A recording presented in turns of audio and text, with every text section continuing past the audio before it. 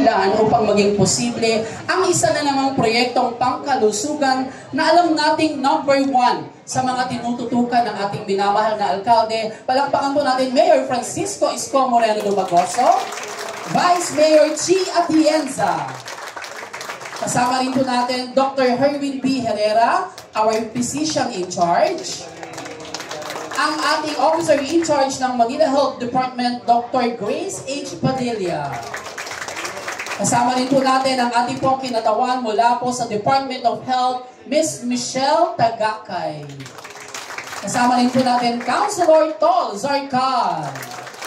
Ang ating pong minamahal na mga barangay officials mula po sa Zone 34. Magpalakpakan naman po tayo. At Zone 35.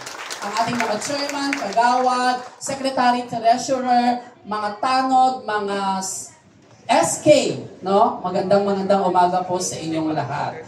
At sa ating pong pagpapatuloy para po sa kanyang pambungad na pananalita, palakpakan po natin ang physician in charge ng Valeriano Fugoso Health Center, Dr. Herwin B. Herrera. Magandang umaga.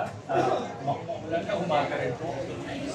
Si Dr. Herwin Herrera, ang bagong PIC po ng Valeriano Fugoso Health Center. Ako po ay galing sa ibang distrito, although hindi po ako naiiba dito sa district na to kasi ako po ay pinanganak po sa Santa Cruz, Maynila din po. So, kilala ko rin po ibang chairman dito kasi, ayun nga, since ako po ay taga-district 3 talaga. So, maraming salamat. At least nakapunta kayo para maano natin na yung pag-inaugurate na may celebrate pa rin natin despite po dito sa hindi magandang panahon po natin ngayon. So, nagpapasalamat po kami. So, yun nga, ang department natin ay mostly for health. Ang hinihiling lang po natin is sana more cooperative tayo, more communicative in regarding sa pagtutulungan para po sa kinabukasan po natin sa pangkalusugan. So muli, ako po si Dr. Herwin Herrera na nagpapasalamat po sa pagpunta at welcome po sa Valeriano Fugoso Health Center. Thank you. Maraming salamat po, our physician in charge of Valeriano Fugoso Health Center, Dr. Herwin B. Herrera. Siyempre kasama rin po natin ang ating District Health Officer, Dr. Maria Agnes L. Paderanga. Kasama rin po Paderanga. Sorry po, pasensya na, tao lang bakla pa. Kasama rin po natin our Assistant City Health Officers, Dr. Gina F. Pardilla and Dr. Edgar N. Santos. Sa pagkakataon po ito, ibibigay ko naman po sa inyo for her messages at upang ipakilala ang ating punong tagapagsalita, palakpakan po natin ang ating buting Vice Alcalde, Vice Mayor Angela Lei Chi Atienza.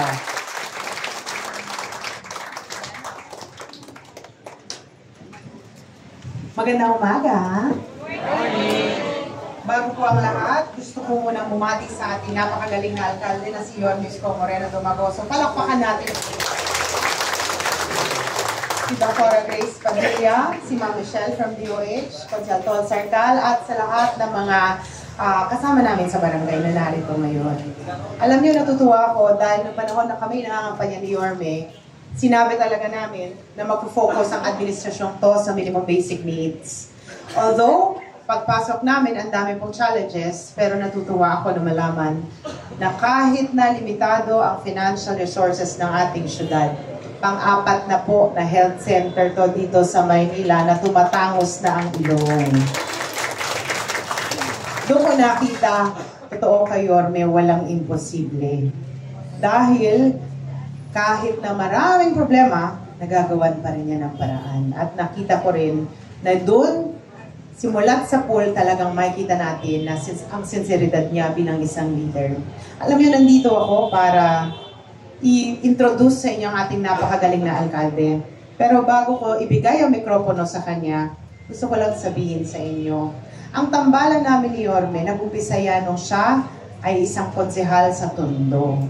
Dahil mga panahon na yun, nung siya ay nag-uumpisa bilang konsehal, ako naman po ay tumutulong sa aking ama nung siya ay tumatakbo bilang alkalde.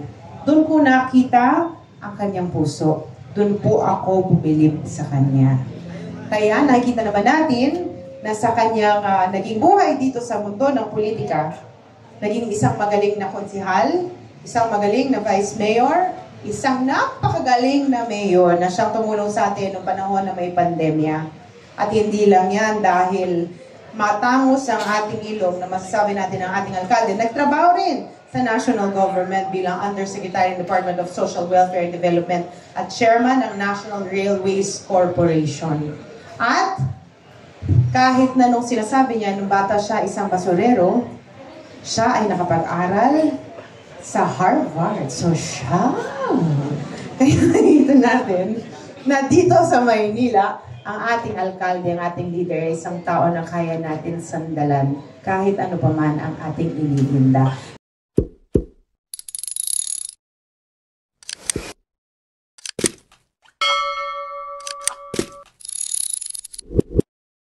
Three, two, one! Ganap na pong bukas para sa lahat ang ating Valeriano Fugoso Health Center. At sa lahat po na naging bahagi ng ating mga inauguration ngayong umaga, maraming salamat po sa inyong lahat. Sa ating mga barangay officials, barangay health workers, sa ating mga staff. Maraming salamat po sa inyong lahat. Sa ating mga pagbaling sa ating mga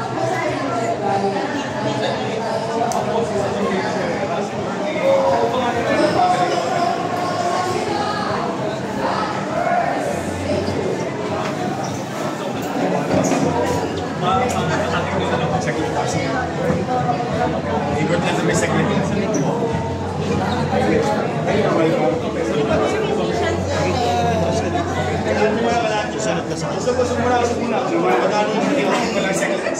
pa kami, hindi. Ikaw ano lang ako. Just sa picture, hindi naman natin sa nasa ingat ang public laboratory.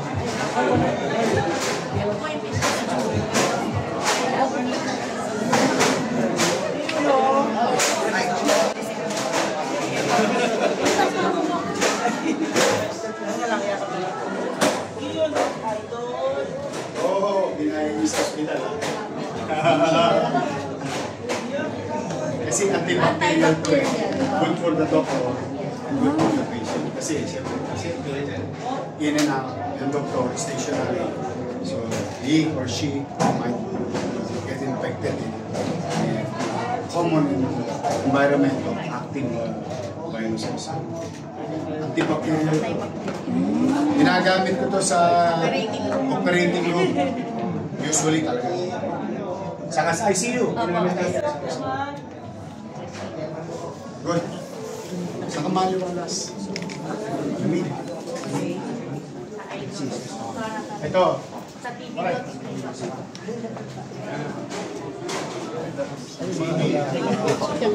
Sinong gustong color? Color TV.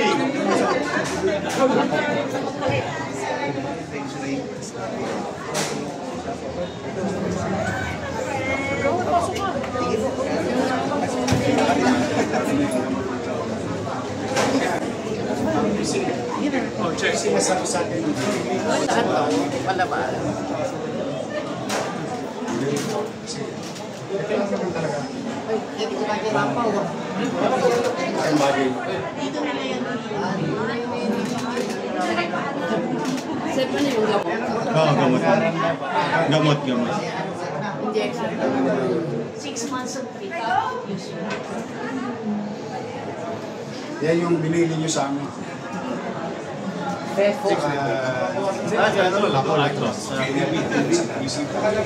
Wala talaga ang ano, kasi ang mga, yung x-ray wala talaga sa mga center. It's still beautiful. May TV, may color TV.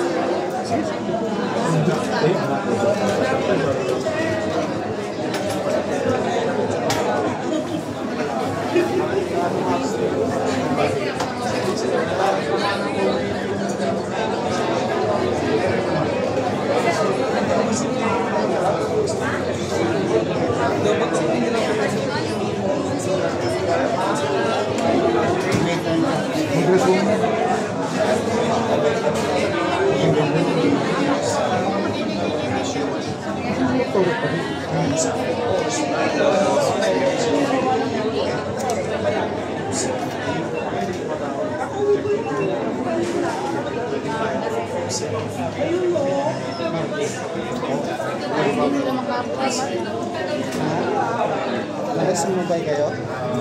Ngunit, isa na ba? Sila sir, nandiyan pa sila sir?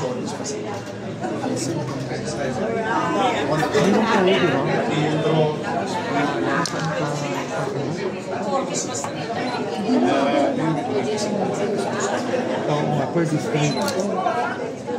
So yun sa akin nasa ganun siya.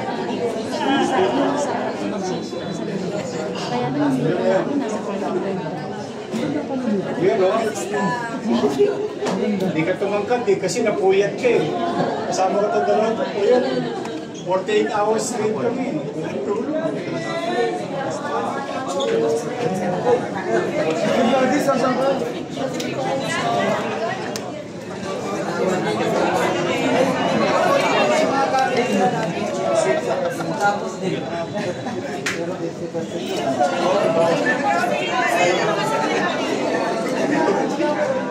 Maraming pasyente.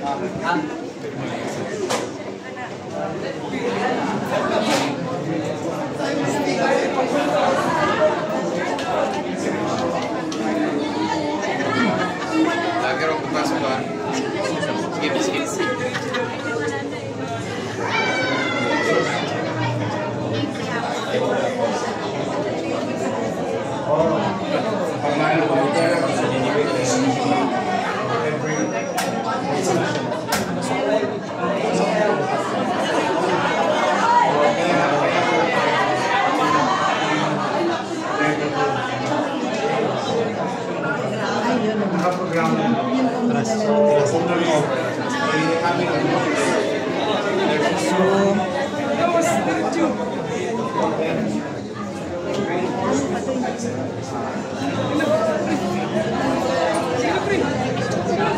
Pwede ba yung bongching natin?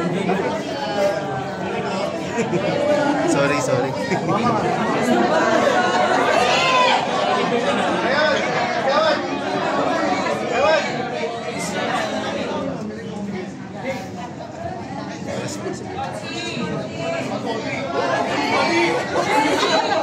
Joyce. Galing din, no?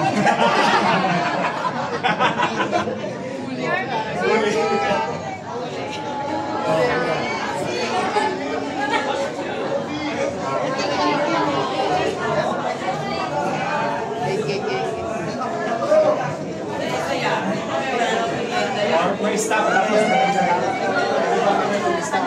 tayo?